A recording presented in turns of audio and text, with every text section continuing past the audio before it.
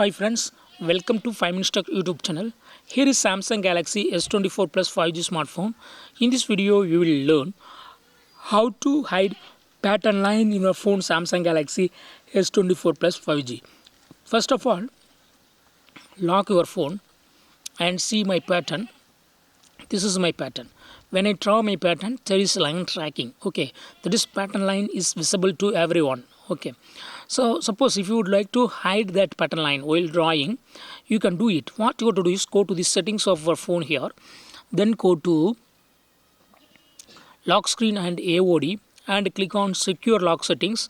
Draw your current pattern for authentication and confirmation, and you are seeing here one option, make pattern visible. It is turned on so that pattern line is visible to everyone. If you turn off this button, pattern line will not be visible now. Now lock your phone and try to unlock your phone, and while drawing there will be no line showing. Okay, so in this way you can easily hide pattern line in your phone Samsung Galaxy S24 Plus 5G. Okay, that's all friends. Thanks for watching. Bye.